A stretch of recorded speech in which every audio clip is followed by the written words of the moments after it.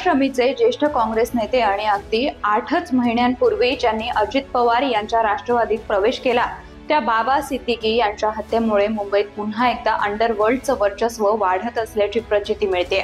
ऐन दसऱ्याच्या दिवशी वांद्रे परिसरातील एका सार्वजनिक कार्यक्रमात बाबा सिद्दीकी यांना 3 हल्लेखोरांनी गोळ्या घालून ठार केलं। त्यापैकी दोघांना पोलिसांनी लगेच अटक केली, तर गोळ्या झाडणारा मुख्य आरोपी मात्र फरार आहे। आता त्या हत्येमागे आर्थिक व्यवहारांचं कारण आहे की राजकीय शत्रुता हे गूढ अजूनही कायम आहे। लॉरेन्स बिश्नोई गँगचा हात असल्याचं प्रथमदर्शनी समोर आलं असलं तरी तपासात अजून बऱ्याच गोष्टींचा उलगडा येईल। पण बाबा सिद्दीकींच्या हत्येमुळे महायुती सरकार ऐन विधानसभा निवडणुकीच्या तोंडावर कसं अडचणीत आलं आहे, जाणून घेऊयात मिशन पॉलिटिक्स मधून। नमस्कार, मी समीक्षा। बाबा सिद्दीकी हे केवळ राजकारणातील बडे व्यक्तिमत्व नव्हते, तर बॉलिवूडमध्येही त्यांचा चांगलाच दबदबा होता। अगदी सलमान खान, शाहरुख खान यांच्यासारखे स्टार्स सोबत बाबांची नेहमीच उठबस होती। त्यांच्या अनेक व्यवहारात अडचणीतही बाबा मदत करायचे। सलमान व शाहरुख खान यांच्यातील वाद मिटवण्यातही बाबांचा मोठा सहभाग असल्याचं या क्षेत्रातील मंडळींकडून सांगितलं जातं। काही दिवसांपूर्वीच सलमान खानवर लॉरेन्स बिश्नोई गँगच्या गुंडांनी गोळीबार केला, तेव्हाही सर्वात आधी सलमानच्या घरी बाबांनीच धाव घेतली होती। इतकं त्यांची बॉलिवूडच्या या अभिनेत्यांशी घरोबा होता। गेली 48 वर्ष ते काँग्रेसमध्ये असले तरी सर्वच राजकीय पक्षात त्यांचे चांगले संबंध होते। ज्येष्ठ नेते शरद पवार यांच्याशीही त्यांची जवळीक होती। मुंबई मनपाचा नगरसेवक ते राज्यमंत्री पदापर्यंत बाबांची राजकीय कारकीर्द बहरली होती।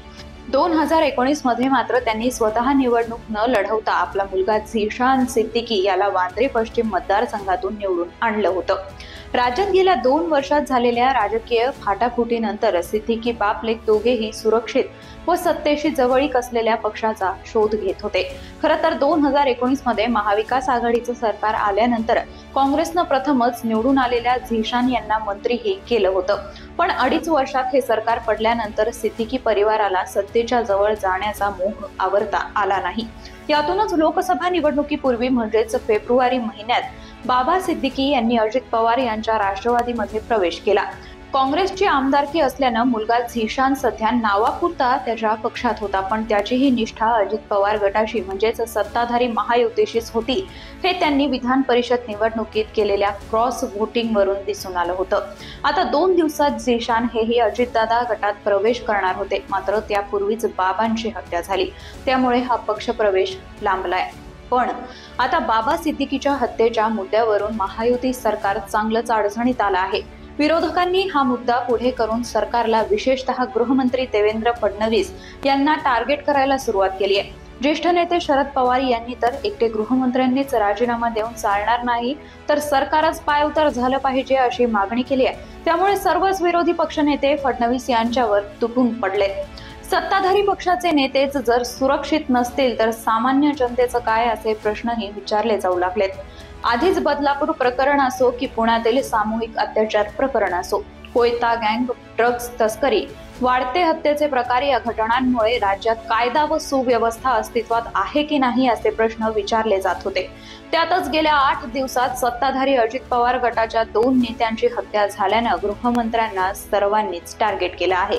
यात सत्ताधारी पक्षाचे नेतेही मागे नाहीयेत। कॅबिनेट मंत्री छगन भुजबळ यांनी तर मुख्यमंत्र्यांनाही टार्गेट केलंय। ही केवळ गृहमंत्र्यांचीच जबाबदारी नाही, तर मुख्यमंत्र्यांचीही आहे। कायदा व सुव्यवस्था रोखण्यासाठी त्यांनी पोलिसांना फ्री हँड दिला पाहिजे अशी अपेक्षा त्यांनी व्यक्त केली आहे। दुसरा मुद्दा असा की बाबा सिद्दीकी हे मुस्लिम समाजातील मुंबईतील बडे नेते होते। त्यांना मानणारा मोठा वर्ग मुंबईत आहे। त्यांच्या माध्यमातून मुस्लिम व्होट बँक आपलीशी करता येईल, म्हणूनच तर अजित पवार यांनीही बाबांना पक्षात घेतलं होतं। आधीच राज्यात अल्पसंख्याक समाज असुरक्षित असल्याची भावना व्यक्त होत असताना सत्ताधाऱ्यांच्या जवळ गेलेले बाबा सिद्दीकींची हत्या झाल्यामुळे अल्पसंख्याक समाजात पुन्हा सरकार विरोधात रोष वाढला आहे। हिंदुत्वाचा पुरस्कार करणारं हे सरकार अल्पसंख्याकांना सुरक्षितता देऊ शकत नसल्याची भावना वाढीस लागली आहे। लोकसभेत याच भावनेनं मुस्लिमांनी महायुती विरोधात मतदान केलं, त्यामुळे या समाजाची नाराजी दूर करण्यासाठी सरकारनं अनेक चांगले निर्णय घेतले। मात्र आता सिद्दीकींच्या हत्येनं ही भावना वाढून विधानसभेलाही किमान मुंबईत तरी महायुती विरोधात मतदान होण्याची भीती सत्ताधाऱ्यांना वाटतेय. बाबा सिद्दीकी यांचे बॉलिवूडशी जवळचे संबंध होते. सलमानशी त्यांचे जवळचे संबंध असल्यानं लॉरेन्स गँगनं त्यांची हत्या केल्याचा प्राथमिक संशय व्यक्त होत आहे. जर हे खरं असेल तर 1995 प्रमाणे मुंबई पुन्हा बॉलिवूड अंडरवर्ल्डच्या निशाण्यावर आला आहे का असा प्रश्न उपस्थित होतोय. यातून बॉलिवूडशी संबंधित लोकांचाही सरकार विरोधात रोष वाढतोय. सरकारनं जर या उच्चभ्रू क्षेत्रातील लोकांचा विश्वास गमावला तरीही त्याचा विधानसभेला मुंबईत हक्काच्या मतदारसंघातही महायुतीला फटका बसू शकतो.